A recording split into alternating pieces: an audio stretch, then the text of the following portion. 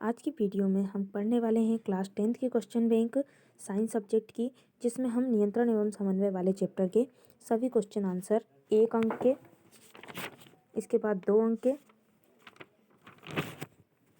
और 3 अंक के सभी क्वेश्चन को इसमें से सोल्व करेंगे। इसका जो पहला क्वेश्चन दिया हुआ है 1 अंक के क्वेश्चन में, वो दिया हुआ है कि एक न्यूट्रॉन में इलेक्ट्रिकल संकेत का रासायनिक संकेत में परिवर्तन निम्न में से घटित होता है।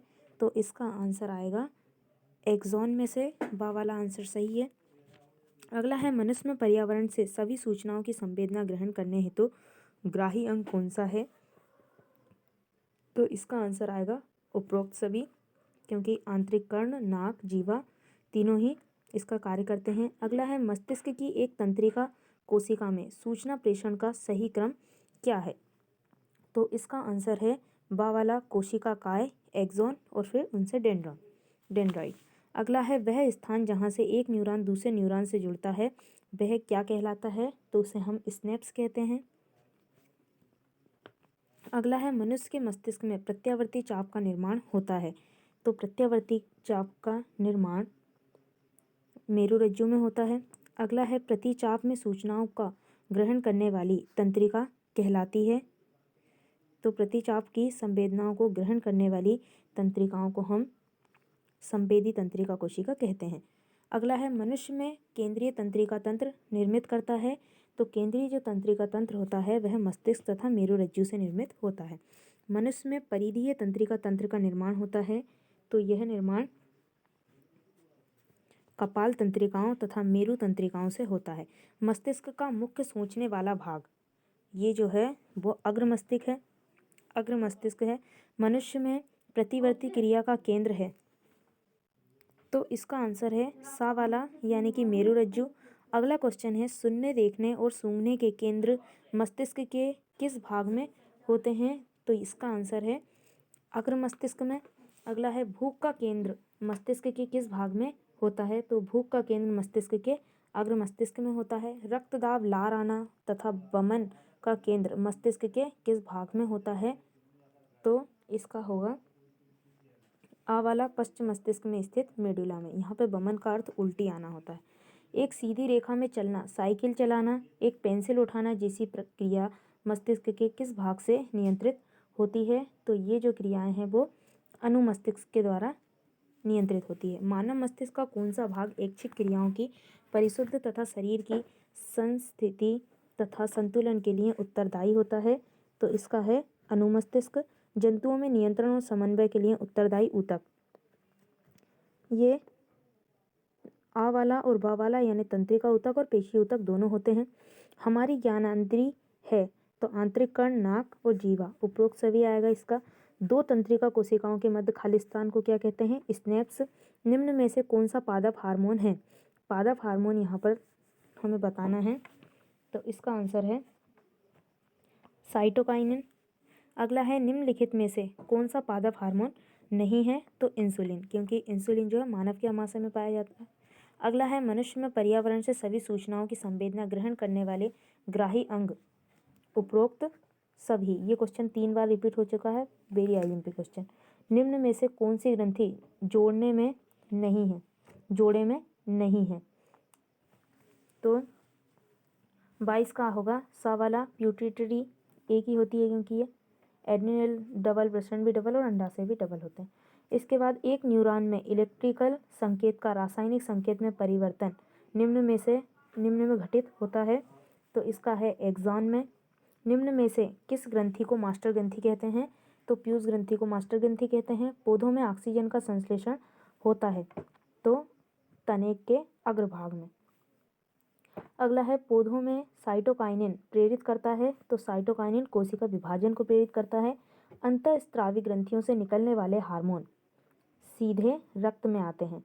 एड्रिनलिन हार्मोन के स्रावन से निम्नलिखित परिणाम होते हैं। तो एड्रिनलिन का जब स्रावन होता है तो इससे उपरोक्त सभी होगा। हृदय की धड़कन बढ़ जाएगी, पेशियों में ऑक्सीजन की आपूर्ति बढ़ जाती है और पाचन तंत्र तथा त्वचा में रुधिर की आपूर्ति कम हो जाती है।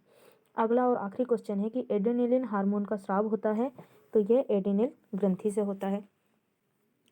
अब है हमारे रिक्त स्थान कपाल तंत्रिकाओं और मेरु तंत्रिकाओं से मिलकर तंत्रिका तंत्र का निर्माण होता है, तो परिधीय तंत्रिका तंत्र का निर्माण होता है।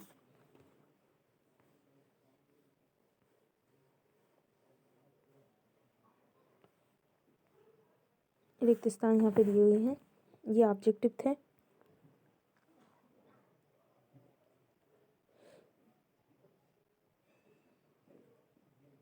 आप एक बार और इनके मिलान कर लें, क्योंकि वीडियो को आगे नहीं बढ़ाया गया था इसलिए। तो पहले का बा है, दूसरे का दा, तीसरे का वा, चौथे का आ, पाँचवें का आ, छठवें का आ, सातवें का आ, आठवें का आ, नौवें का आ, 10वें का सा, 11वें का आ, 12वें का आ, 13वें का आ, 14 का आ, 15 का दा और 16वें का सा, 17 का दा, 18वें का बा, 19 का दा, 20 का आ, 21 का, 20 का हो गया, 21 का दा, 22 का सा, 23 का बा, 24 का बा, 25 का आ, इसके बाद में 26 का आ, 27 का आ, 28 का दा और 29 का आ। अब हमारा पहला रिक्त स्थान हो चुका है, जिसमें आएगा परिधीय। अगला है तंत्रिका तंत्र की प्रमुख इकाई। न्यूरॉन होता है। मनुष्य में प्रतिवर्ती क्रिया का केंद्र मेरुरज्जु होता है। मनुष्य के मस्तिष्क में सोचने वाला भाग अग्र मस्तिष्क होता है। टेस्टोस्टेरोन हार्मोन का स्राव मुख्यतः वृषण से होता है। पकी हुई फलियां वृक्ष से अलग होकर आवसिक अम्ल के कारण गिरती है। इसके बाद है सही जोड़ी। भूख का केंद्र अग्र मस्तिष्क है। इसके बाद में है केंद्रीय तंत्रिका तंत्र, तो मस्तिष्क व मेरुरज्जु। परिधीय तंत्रिका तंत्र कपाल तंत्रिकाएं और मेरुरज्जु। इसके बाद है दो तंत्रिकाओं के मध्य खाली स्थान स्नेप्स मास्टर ग्रंथि, तो मास्टर ग्रंथि में आ जाएगा पीयूष ग्रंथि या प्यूटिटरी ग्लैंड। थायरॉक्सिन का संश्लेषण आयोडीन। इसके बाद में मादा हार्मोन, तो इसका आएगा एस्ट्रोजन और प्रोजेस्टेरोन। थायरॉक्सिन का इसके बाद में हार्मोन्स का स्रावन, तो हार्मोन्स का स्रावन आएगा अंतःस्रावी ग्रंथि।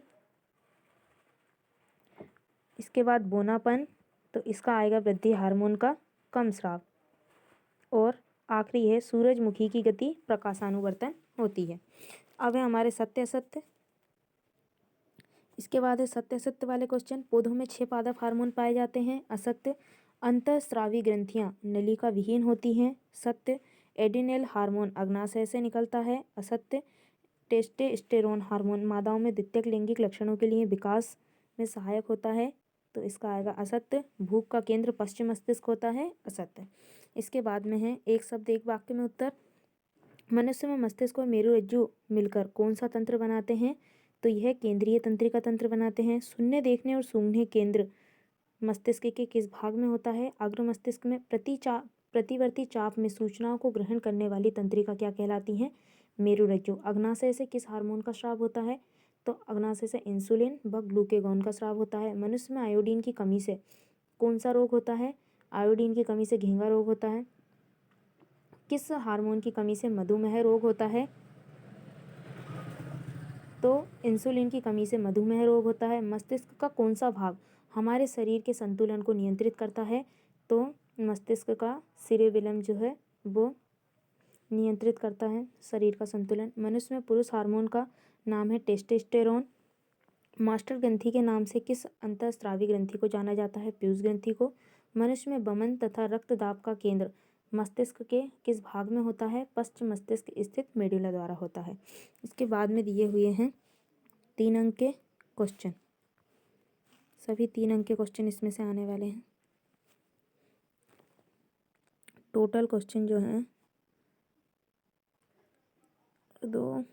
31 क्वेश्चन है टोटल।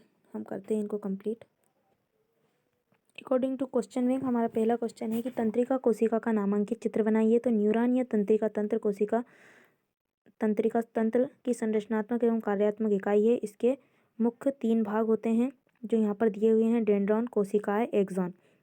सूचना को आवेग डेंड्रॉन से कोशिकाएं की ओर चलता है, फिर एक्सॉन में होता हुआ स्नेप्स तक पहुँचता है, फिर इसे पार करता हुआ एक न्यूरॉन से दूसरे न्यूरॉन में गुजरता है, मेरुरज्जु तक पहुंचता है। इस प्रकार सूचनाएं मस्तिष्क से कार्यकारी अंग पेशी ग्रंथि तक पहुंचती है। इसका यहाँ पे चित्र दिया हुआ है। मैंने न्यूरॉन का चित्र अपनी एक वीडियो में बनाया है, आप क्लास 12th बायो की प्लेलिस्ट में जाकर देख सकते हैं। अगला है प्रतिवर्ती चाप का नामांकित चित्र, तो यह यहाँ पर दिया हुआ है। अगला है मनुष्य में प्रतिवर्ती क्रिया किस प्रकार होती है। तो सामान्य दैहिक प्रतिवर्ती क्रियाएं मेरुरज्जु द्वारा नियंत्रित की जाती है, तथापि मध्य मस्तिष्क सिर, गर्दन एवं धड़ की प्रतिवर्ती क्रियाओं का नियंत्रण करता है। यह नेत्र पेशियों, आइरिस पेशियों के संकुचन व शिथिलन, नेत्र लेंस की फोकस दूरी में परिवर्तन आदि क्रियाओं को भी नियंत्रित करता है। पश्चिम मस्तिष्क का मस्तिष्क पुंछ हृदय स्पंदन, श्वास दर, खांसना, छींकना, लाल श्रावण, रुधिर दाब, बमन, पसीना आना आदि क्रियाओं का नियमन करता है। अगला दिया है कि मस्तिष्क का कौन सा भाग शरीर की स्थिति तथा संतुलन का अनुरक्षण करता है। तो पश्चिम मस्तिष्क का अनुमस्तिष्क भाग हमारे शरीर की स्थिति का संतुलन अनुरक्षण करता है। इसके बाद में भाग बा के क्वेश्चन दिए हुए हैं कि मस्तिष्क के विभिन्न भागों के नाम और उनके कार्य लिखिए।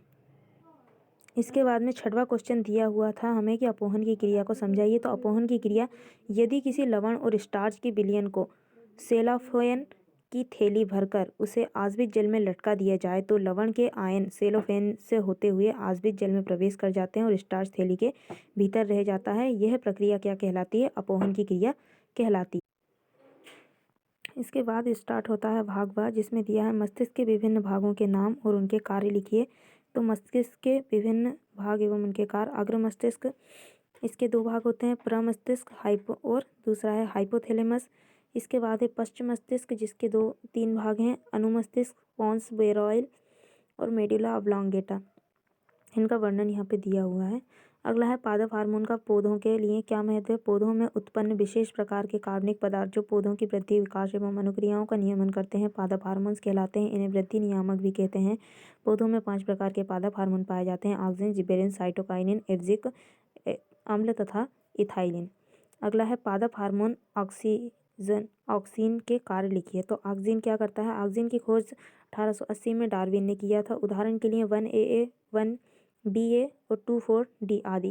कार्य वन पौधों में शीर्ष प्रमुखता होना तथा पार्श्वीय कक्षीय कलिकाओं की वृद्धि रुक जाना, 2 पत्तियों का विलगन रोकता है और 3 फसलों को गिरने से बचाता है। 4 यह पौधों की वृद्धि को नियंत्रित करने वाला हार्मोन है। इसका निर्माण पौधों के ऊपरी हिस्सों में होता है। और 6वां यह पौधे को प्रकाश की ओर ले जाता है। 7वां यह खरपतवार को भी नष्ट करता है। 8वां इसके द्वारा अच्छे फल भी प्राप्त किए जा सकते हैं। 3 अंक के क्वेश्चन में आप केवल 3 लिख सकते हैं। अगला है पादप हार्मोन जिबेरेलिन के कार्य क्या है कि ये छोटे आकार की प्रजातियों के तने की वृद्धि करता है, बीज रहित फलों का निर्माण में सहायता करता है, पत्तियों के आकार में वृद्धि करता है और लंबी दीर्घकालिकता वाले पौधों के बीजों में छोटी दीर्घकालिक परिस्थितियों में अंकुरण में वृद्धि करता है।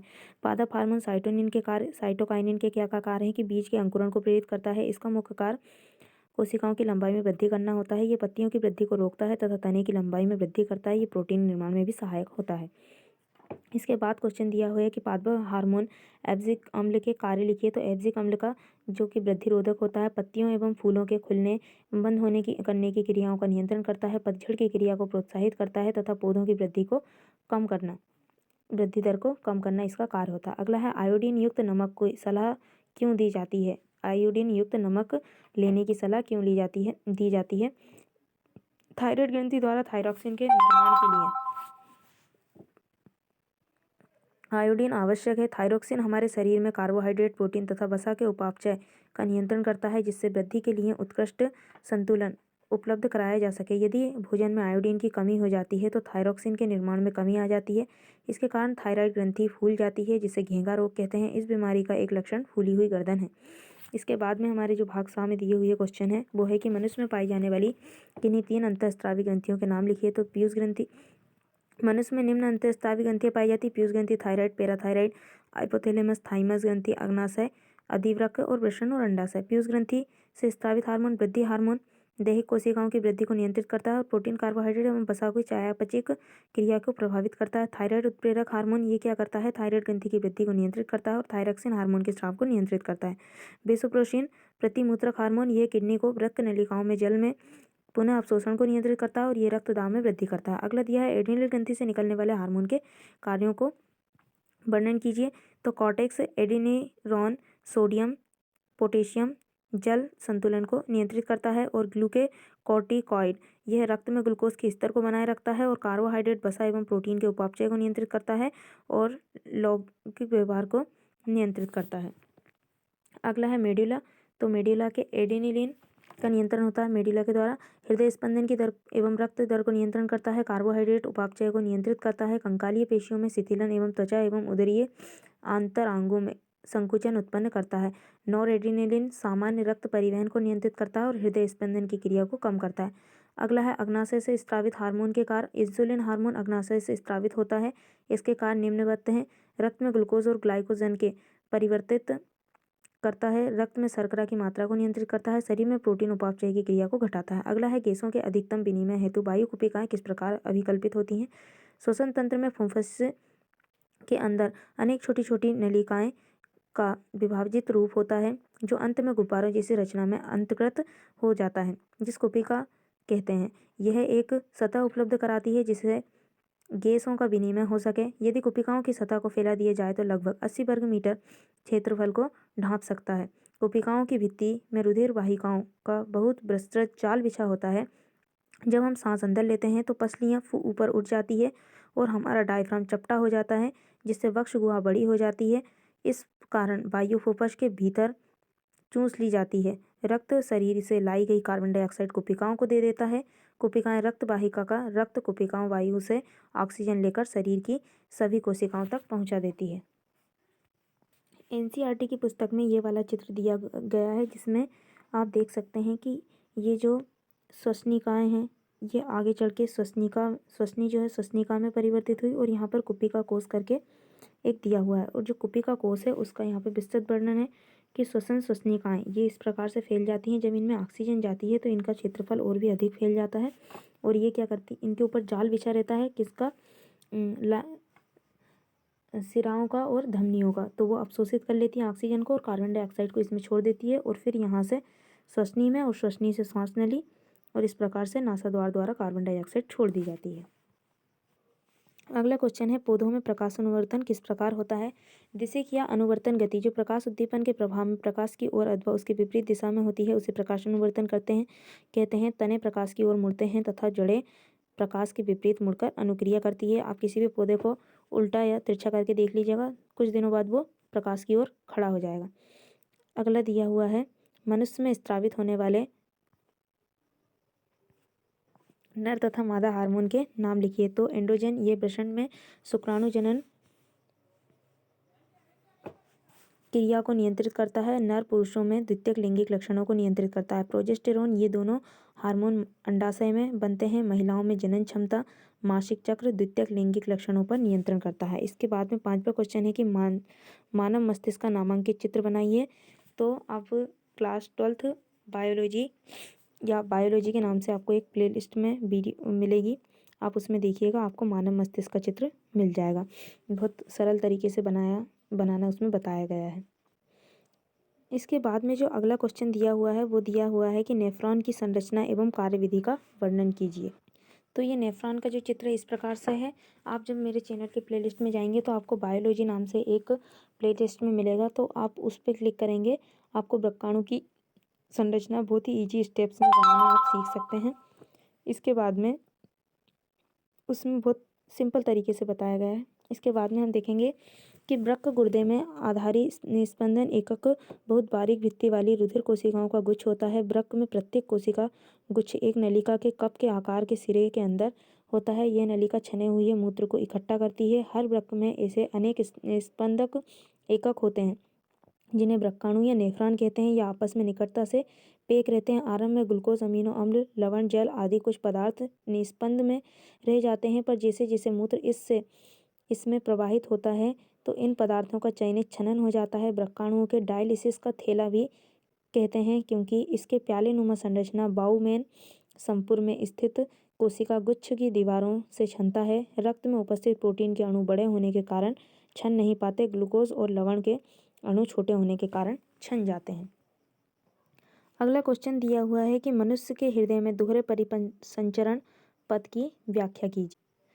तो मनुष्य के परिसंचरण तंत्र दोहरा परिसंचरण तंत्र इसलिए कहते हैं क्योंकि प्रत्येक चक्र में रुधिर 2 बार हृदय में जाता है। हृदय का दायां और बायां बंटवारा ऑक्सीजन तथा विऑक्सीजनित रुधिर को मिलने से रोकता है। चूँकि हमारे शरीर में उच्च ऊर्जा की आवश्यकता होती है, जिसके लिए उच्च दक्षतापूर्ण ऑक्सीजन जरूरी होती है।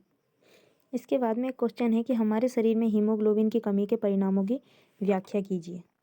तो आंसर है कि यदि हीमोग्लोबिन की मात्रा कम हो जाएगी तो शरीर के विभिन्न भागों में ऑक्सीजन की आवश्यक मात्रा नहीं पहुंच सकेगी। इसके परिणाम स्वरूप भोजन का ऑक्सीकरण पूर्ण रूप से नहीं हो सकेगा तथा ऊर्जा का उत्पादन कम होगा। इससे शरीर कमजोरी बढ़ेगी।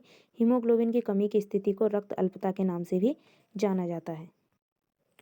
इसके बाद में हम भाग खा का जो नोवा है क्वेश्चन उसमें दिया है कि पादप हार्मोन इथिलीन के कार्य लिखिए।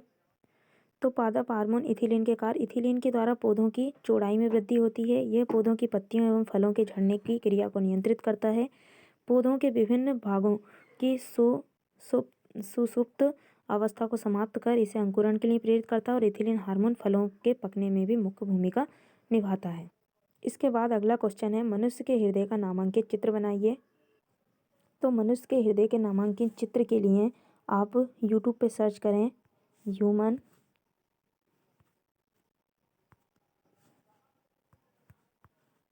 Heart by doctor Sanjay जिनोदिया।